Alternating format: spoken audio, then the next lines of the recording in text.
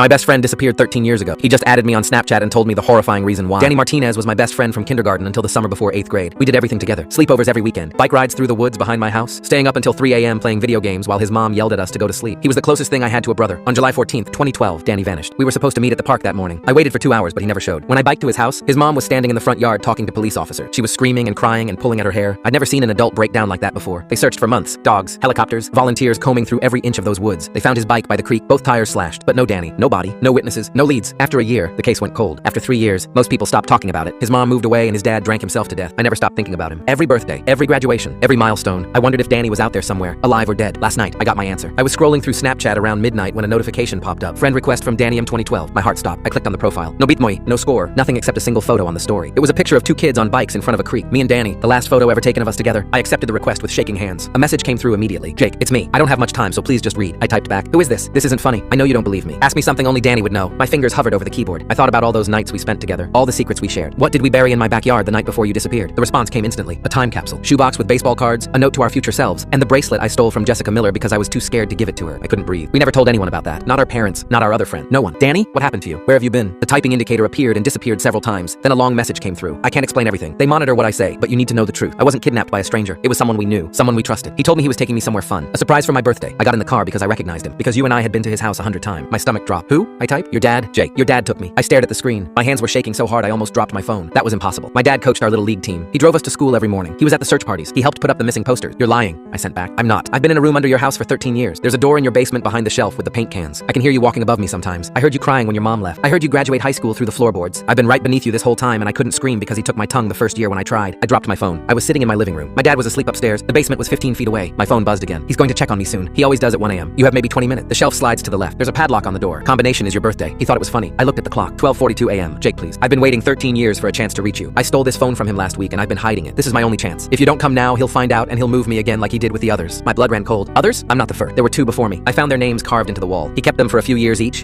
and then they just stopped being there. I don't know what happened to them, but I know I'm getting too old for him. I think my time is almost up. I stood up slowly. The basement door was right there. I'd been down there 1,000 times, grabbed Christmas decorations, helped my dad with tools, done laundry. I knew every inch of that basement, but I'd never moved that shelf. It was heavy, bolted to the wall. My dad always said it was load-bearing and couldn't be touched. I'm coming. I typed. Hurry. And Jake, bring something to defend yourself. He's not the person you think he is. He never was. I crept to the kitchen and grabbed the biggest knife from the block. My dad's snoring echoed from upstairs. I walked to the basement door and opened it as quietly as I could. The stairs creaked with every step. The shelf was exactly where Danny said it would be. Old paint cans, rusty tools, boxes of junk. I grabbed the edge and pulled. It slid to the left on hidden rollers. Behind it was a steel door with a padlock. I punched in my birthday with trembling fingers. 081599. The lock clicked open. The smell hit me first. Rot and mildew and something else I couldn't identify. I pulled out my phone flashlight and pointed it into the darkness. Stone steps leading down into a room that shouldn't exist. I took one step, then another. The walls were concrete, covered in scratches and stains I didn't want to think about. At the bottom, I saw a shape huddled in the corner. Danny? The shape moved, slowly, painfully. A figure crawled into the light. It was him. Older, skeletal, with sunken eyes and scars covering every inch of visible skin. But it was Danny. I recognized the birthmark on his neck, the same one he used to hide because kids made fun of it. He opened his mouth, and I saw the empty space where his tongue used to be. He pointed frantically behind me. I spun around. My dad was standing at the top of the stairs, blocking the only exit. He was holding a hammer and smiling. I knew he'd contact you eventually, he said calmly. I just didn't think he'd be smart enough to find a phone.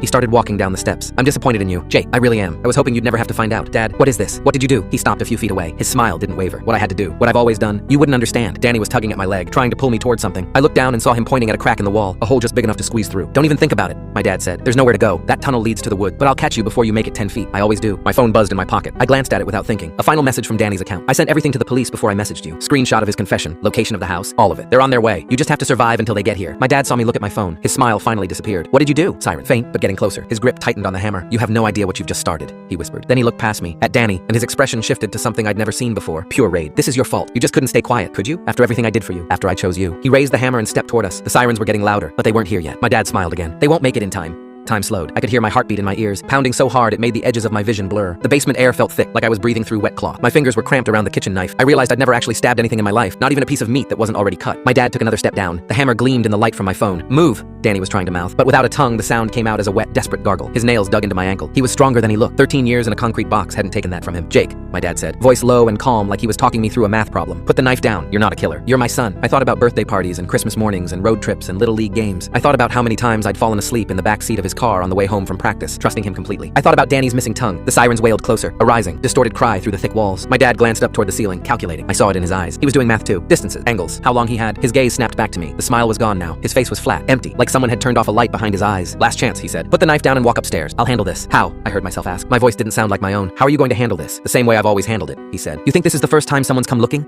The first time someone knocked at the door? He shook his head, almost pitying. You have no idea the things I've done to protect you, to keep our family safe. Safe? I choked. You kidnapped my best friend. His jaw clenched. For the first time, something like genuine anger flickered across his features. I saved you from him, he snapped. The words were so insane I actually laughed, a short, broken bark that sounded deranged even to my own ears. What are you talking about? He took another step down, lowering the hammer slightly, like we were just two people having a conversation. You don't remember what he was like when you two got older, my dad said. But I do. I saw it. The way he looked at you, the way he touched you, the way he tried to pull you away from me. His eyes sharpened. You think I didn't see him try to get you to run away that summer? You think I didn't find the notes? What notes? I asked, confused. Behind me, Danny made a strangled sound and shook his head violently. My dad's lip curled. Of course he didn't tell you. He shifted his weight on the steps. He wanted you to think he cared about you, but that's what they do. That's how they work. They get close. They get inside your head, and then they take you away. Lightning crawled across my brain, connecting half memories, Danny whispering excitedly on the playground. You ever think about just leaving? Getting out of here? My dad yelling that summer when he caught us sneaking out, even though we'd just been in the backyard. The way he'd forbidden me from sleeping over at Danny's house anymore. The way he'd started picking me up earlier from school, from games, from everything. You're lying, I said, but my voice wasn't as strong. I found a note under your bed, my dad said softly. You remember? You wrote it together. Run away July 20th, woods behind Jake's house. Take bikes and meet at creek. Never come back. He stared at me. He was going to take you from me. That was... My mouth went dry. 13 years washed over me all at once, a tide of forgotten details. We were kids. We were playing. We weren't actually going to... Maybe, my dad said. Maybe that time. Maybe you would have chickened out, but it wouldn't have stopped there. He was already in your head. He talked back to teachers. He stole. He lied. He pulled you into everything. His eyes shone with a feverish conviction. I saw the way he looked at you, like you were his, like I didn't exist, like I wasn't your father. The sirens cut closer. I could make out individual whoops now, the Doppler effect bending their sound against the walls. Tires screeched faintly on pavement above us. My dad's nostrils flared. Listen to me, Jake. I did what fathers do. I protected you. I removed the threat. His voice hardened. I put him where he couldn't reach you anymore. I looked back at Danny. He was staring up at my dad with an expression I didn't recognize. Not just fear, not just hate, something else. Something like recognition, like he'd heard this speech before 100 times. He shook his head slowly, eyes wide, tears tracking down his grimy cheeks. He pressed his palm flat against his chest, then pointed at me, then at my dad, then made a twisting motion near his temple. Crazy. He's crazy. My dad's gaze flicked to him. You don't get to manipulate him anymore, he said coldly. You had your chance. You almost succeeded. He took another step down. There were only 4 steps between us now, but I stopped you. I sacrificed everything for him. You didn't sacrifice, I whispered. You tortured him. His eyes narrowed. You have no idea what I've sacrificed. His voice dropped to a hoarse whisper. Do you think I wanted this? Do you think I wasn't terrified the first time? You think I didn't throw up every night for weeks? You think it was easy to lie to your mother? To sit next to her while she cried about the missing boy and pretend I hadn't done that? He looked genuinely hurt now, like I was the one betraying him. First time, I said. The hammer in his hand trembled. The sirens cut off abruptly. For a second, the world was eerily silent. No more wail. Just the hum of the basement light, the drip of some unseen leak, the ragged breaths of 3 people who'd run out of places to hide. Then, faintly, I heard car doors slam. Voices. Radio chatter. They're here, I said. My dad exhaled slowly, like he'd been waiting for this moment for a long time. Then we're out of time, he said. He moved. I barely saw it. One second he was on the steps, the next he was lunging, hammer arcing down toward my head. Pure instinct took over. I threw myself sideways, feeling the rush of air as the hammer missed my skull by inches and slammed into the concrete beside me with a deafening crack. Pain exploded in my arm, not from the hammer, but from the edge of the stairs as I hit them hard, tumbling down the last few steps and landing flat on my back. The knife skittered across the floor, clattering into the darkness. Jake! My dad roared. I scrambled on the slick concrete, fingers clawing at nothing. The floor was damp with something that smelled like bleach and old blood. Danny was suddenly in front of me, his hands under my shoulders, pulling, dragging, his thin arms shaking with effort. My dad came down the stairs in 3 long strides. Stop! He barked. Don't make me hurt you, Jake. Just stop. He swung the hammer down at Danny's back. I don't know where the scream came from. It tore out of my throat raw and animal as I lunged forward, grabbing the hammer handle with both hands mid-swing. The impact jolted up my arms, sending spikes of pain into my shoulders, but I held on. For a second we were locked there, father and son, both of us gripping the hammer between us, our faces inches apart. I love you, he grunted, pushing down with terrifying strength. I'm doing this for us. You don't get to say that. I hissed through clenched teeth. Not anymore. I twisted with everything I had. The hammer slipped from his grip. Momentum carried us both sideways. We slammed into the wall. His shoulder hit first. He grunted, momentarily stunned. Run! I yelled at Danny, but Danny didn't run. He moved past me, faster than I thought possible with his half-starved body. His fingers, red and raw, clawed at the floor until he found the knife I'd dropped. He closed his hand around the handle and turned back toward us. My dad saw the movement. Don't, he said sharply, eyes wide for the first time. Danny! Danny didn't hesitate. He launched himself at my dad with a sound I will hear in my nightmares for the rest of my life. A guttural, wordless roar, all the years of pain and fear and rage compressed into one inhuman noise. The knife flashed. My dad tried to step back, but his foot slipped on the damp concrete. The blade sank into his thigh just above the knee. He screamed, dropping the hammer as his leg buckled. Blood sprayed across the floor. Fuck! He shouted, grabbing for Danny, his fingers tangling in Danny's filthy hair. They crashed to the ground together, a tangle of limbs. My dad's hand closed around Danny's throat. Danny's fingers tightened on the knife. For a second, I just stared, frozen. Then I heard it. Police! Open up! This is the police! The sound came from upstairs, muffled through the floorboards. Fists pounded on the front door. A radio crackled. My dad's eyes snapped toward the ceiling. Son of a bitch! He hissed. He looked back at me. The expression on his face was no longer empty. It was blazing. You brought them here, he snarled. You chose them over me. His hand jerked on Danny's throat. Danny's face turned purple, his eyes bulging. I saw the tendons in my dad's arm tense. He was going to snap his neck or crush his windpipe. He'd done this before. He knew how. I didn't think. I grabbed the hammer. It felt heavier now, like it knew what it was being asked to do. Jake, my dad said, seeing the movement. His voice softened, even as his fingers kept squeezing Danny's throat. Don't. You're not like me. You don't want this on your conscience. He wasn't wrong. I didn't want it. I didn't want any of this. But I wanted Danny to live more. I swung. I didn't aim for his head. Not at first. Some part of me still couldn't process the idea of my father's skull breaking under my hands. I aimed lower, at his injured leg. The hammer connected with a sickening crunch. My dad screamed, his grip on Danny loosening as his body convulsed. His hand flew to his ruined thigh. Danny rolled away, coughing and sucking in ragged breaths. I stood over my father, chest heaving. The hammer raised again. He stared up at me, face twisted in agony, sweat beading his forehead. For the first time, he looked old, small. Not the giant who'd carried me on his shoulders. Not the invincible man who'd seemed to hold the whole world together. Just a broken, bleeding man on a basement floor. He laughed. It was a choked, wet sound, more blood than humor. You think this ends with me? he wheezed. You think locking me up fixes anything? You're a child. I swallowed hard. Shut up, I said, but my voice trembled. He reached toward me, fingers slick with his own blood, leaving a smear on my jeans. I did what had to be done, he whispered. And when you're a father, you'll understand. You'll see what the world really is, what boys like him grow up to be. His eyes flicked to Danny, who was dragging himself toward the crack in the wall. You're saving the wrong one. Jake Morelli! A voice bellowed from upstairs. This is Officer Harding with County Police. We have reason to believe you're in danger. Call out if you can hear us. My dad smiled weakly. You hear that? He said. They're calling for you. You think they're going to believe your story? You think they're going to listen when you say the beloved Little League coach is a monster? You have any idea how many of them are my friends? How many barbecues they've been to here? His smile widened, teeth red. You're the one standing over a bleeding man with a hammer, he said softly. You opened the secret door. You came down here. You attacked me. You're hysterical. You're traumatized. You don't remember everything, right? You had a troubled friend. Maybe you snapped. Maybe you kept him here. Stop, I said, my voice cracking. He didn't. Maybe your mom left because of you, he murmured. Maybe she saw something in you she didn't like. Maybe she saw the same sickness in your eyes that I saw in his. Maybe she couldn't stand the way you looked at. I brought the hammer down. This time, I didn't aim for his leg. The crack of metal on bone echoed off the concrete walls like a gunshot. My dad's eyes went wide, then unfocused. For a second, he twitched. A horrible jerk of limbs. Then he went still. Blood seeped across the floor, finding the old stains and making them fresh again. Jake! Officer Harding again, closer now. We're coming in. Wood splintered above us. The front door gave way. Heavy boots thundered across the floor, shaking dust loose from the ceiling of the secret room. I heard the familiar creak of the basement door opening. Police, announce yourself! For a heartbeat, I considered running into the tunnel with Danny, just crawling into the dark and never coming back. Instead, I forced my hand open. The hammer slipped from my fingers and hit the floor with a dull thud. I raised my arms. Down here! I yelled, my voice breaking. We're down here! The next few minutes were a blur of shouted commands, blinding flashlight beams, and the cold bite of handcuffs. Drop the weapon, step away from him. He's my dad, I heard myself say through numb lips. He took my friend. He took Danny. My knees buckled. Someone caught me under the arms and lowered me to the floor. Easy, kid. We got you. We got you. More flashlights swept the room. Someone swore loudly when they saw Danny. Jesus Christ. Get EMS down here now. Sir, can you hear me? Blink if you can hear me. Careful, don't move his neck yet. We don't know what kind of injuries. I turned my head in slow motion. Danny was staring at me, eyes glassy but locked on mine. A paramedic was kneeling beside him, hands hovering, unsure where to start. There were too many scars, too many wounds. Old and new, layered over each other like a horrible collage. Danny lifted a shaking hand. For a second, I thought he was reaching for me. Then he pointed at my dad's body. His fingers traced something in the air, shaky and slow. 2, then 3. Officer Harding followed his gesture. Yeah, he muttered grimly. We see him. Danny shook his head violently. He dragged his finger along the concrete near my father's body, blood smearing under his nail. He was trying to write something. Hold on, buddy, the paramedic said. You gotta stop moving. Danny slammed his fist weakly against the floor and kept scratching. H.A. He stopped for a second, panting. Is there a pen? I croaked. He can't talk. Someone pressed a Sharpie into my hand before I finished the sentence. I crawled the short distance to Danny on my knees, the cuffs biting into my wrists. Here, I said, grabbing his hand and closing his fingers around the pen. Here, use this. He stared at me with such intensity it hurt. Then he began to write. Not on the floor this time. On his own arm. Big, shaky letters, pressing so hard the tip of the marker cut into his skin. H-A-N-D. He paused. His eyes rolled for a second. A paramedic shouted something about blood pressure. I clutched Danny's shoulder. Stay with me, I begged. Please, stay with me. He kept going. L-E-R. Handler. He dropped the pen. What does that mean? Officer Harding asked, frowning. Handler for what? Danny's fingers curled, his nails scraping weakly against his forearm. He dragged them under what he'd written, drawing a crooked line beneath the word, like he was underlining it. Then, with the last of his strength, he tapped his chest twice. Me. His hand fell to the floor. Danny? I whispered. Hey, no. Hey, stay awake, please. You can't. I just got you back. You can't. The paramedic pushed me aside gently. We're losing him, he snapped. Let's go. Let's go. They hoisted Danny onto a stretcher. His head lolled, his eyes fluttered, unfocused. As they carried him up the stone step, his gaze passed over my dad's body without stopping. He didn't look away in fear. He looked away in disgust. Then he was gone, swallowed by the brightness of the stairwell. A hand touched my shoulder. I looked up into Officer Harding's face. He'd coached a different team in Little League. I remembered him from the games. Loud, boisterous, always laughing. Right now his face was gray. Jake, he said quietly, we're going to get you out of these cuffs, okay?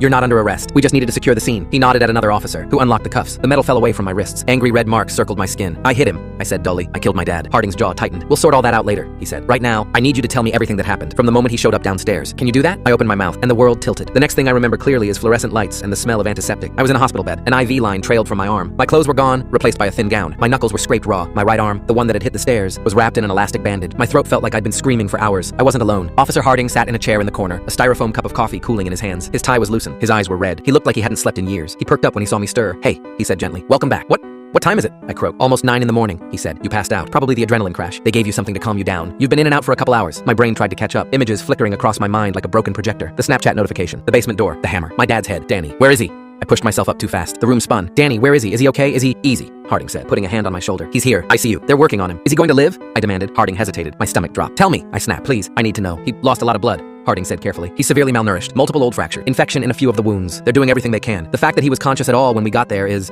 honestly kind of a miracle. That wasn't an answer. Can I see him? I asked. Not yet, Harding said. He's in surgery. They'll let you know when, if visitors are allowed. If, I repeated numbly. Silence settled between us, thick and heavy. Finally, Harding cleared his throat. Jake, he said, I know this is the worst night of your life. I'm not going to pretend I understand what you're going through, but there's some stuff we need to talk about while it's still fresh. Is that okay? I wanted to say no. I wanted to curl up and disappear. Instead, I nodded. He pulled a small notebook from his pocket. First of all, he said, I want you to know that the scene is secure. Your house is now a crime scene. We've got forensics down there. State police are on their way. The FBI's been notified. The FBI? I echoed. You kept a missing child in your basement for 13 years. Harding said bluntly. That's interstate kidnap. There's a good chance your dad's activities went beyond county lines, maybe beyond state lines. We don't know yet. I flinched at you kept. but I didn't correct him. He caught himself and grimaced. Sorry, he said quickly. Old habit. What I mean is, your dad did. And we're going to do everything we can to make sure they know that. You understand? I nodded again. Harding scribbled something in his notebook. Let's start from the beginning, he said. Tell me how you got that Snapchat. I told him everything. I told him about the friend request, the photo of us at the creek, the messages about the time capsule. I told him about the combination lock, the smell, the stone steps. I told him about my dad appearing at the top of the stairs like he'd always been there. I told him about my father's twisted explanation, the notes he claimed to have found, the way he'd convinced himself he was protecting me. I told him about the hammer. When I got to the part where I swung it, my voice faltered.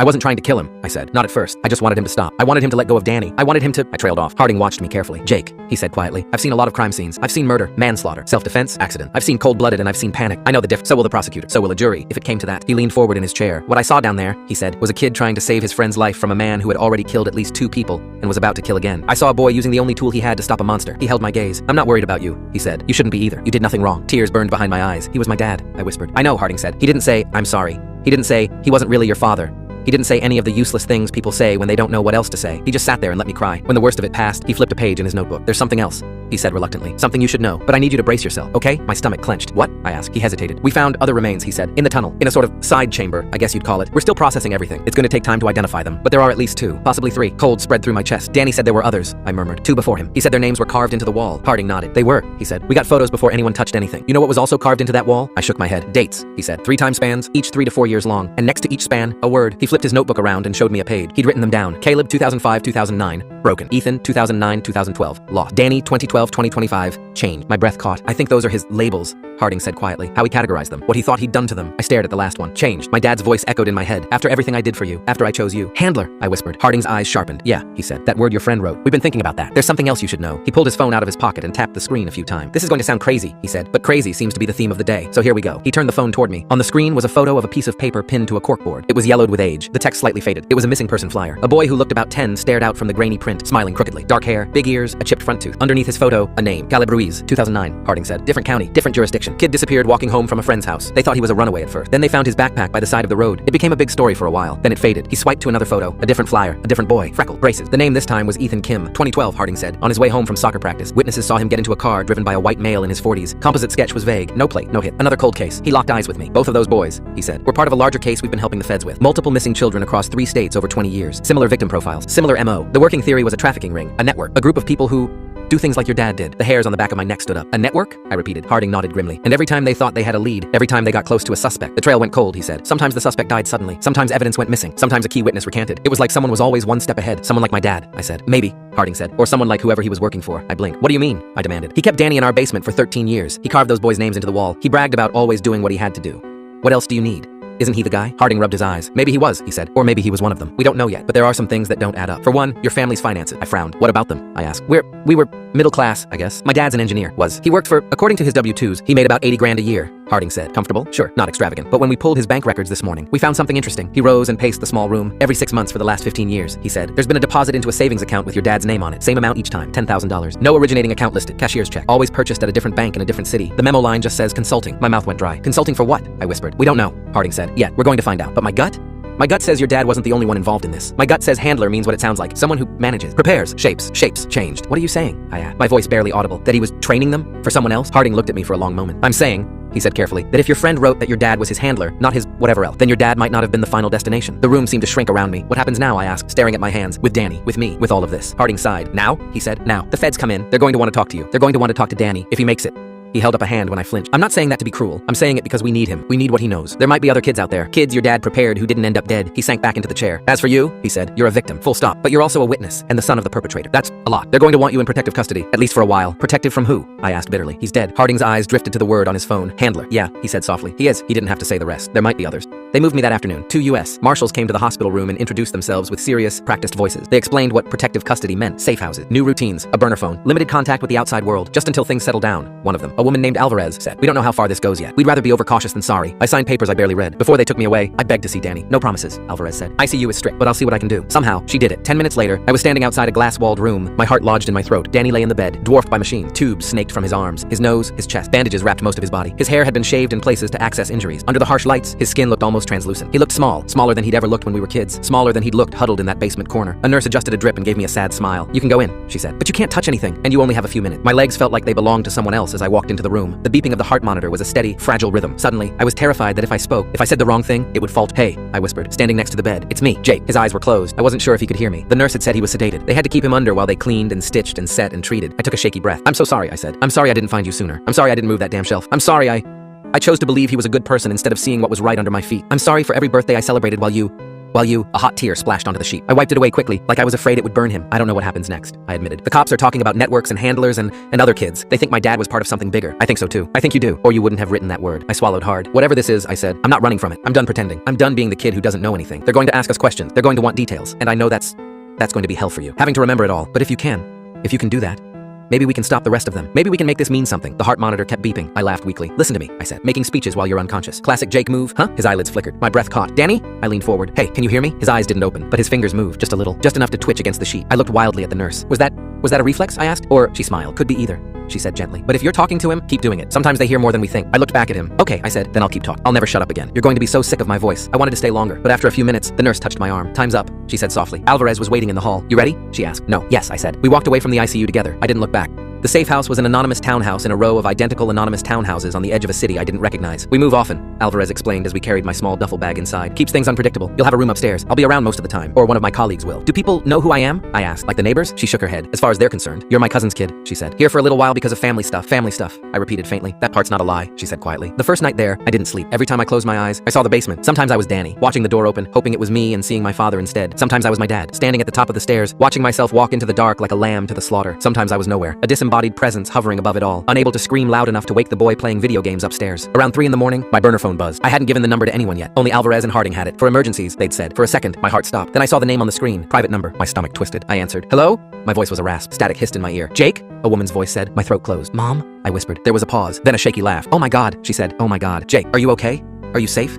They said you were in some kind of witness protection thing. I don't even know. They wouldn't tell me anything. And then the news." She broke off, sobbing. I sank onto the edge of the bed. "Yeah," I said. I'm safe." I didn't know what that word meant anymore, but I said it anyway. "How did you—" I began. "The police called," she said, sniffing. They said your father was dead, that there had been an incident. They asked me questions about him, about his habits, and then they told me what they'd found. Under the house." Her voice cracked. "Jake, I lived there for years. I slept above that room. I cooked dinner in that kitchen. I did laundry in that basement. And I never knew. How did I not know? Because he didn't want you to, I thought. Because he knew exactly which buttons to push. Because he turned your pain into his shield. Because he did the same thing to me. It wasn't your fault," I said. She inhaled sharply. "They showed me something," she whispered. "The detective. They asked for my permission first. They said it might jog my memory. It might make something click. I shouldn't have looked. I knew I shouldn't have, but I did." "What did they show you?" I asked, even though I already knew. "The room," she said. That place. The scratches on the walls. The drawings." Her voice dropped. "The box." I frowned. "What box?" She took a shuddering breath. "There was a metal lockbox on a shelf," she said. "They said it was hidden behind some boards. They asked if I recognized it. I didn't. But when they opened it," she broke off, strangled. "Mom," I said, fear creeping up my spine. "What was in the box?" "Notes," she whispered. "Dozens of them. Maybe 100. Little scraps of paper. Some old and yellow, some newer. All of them. Plans."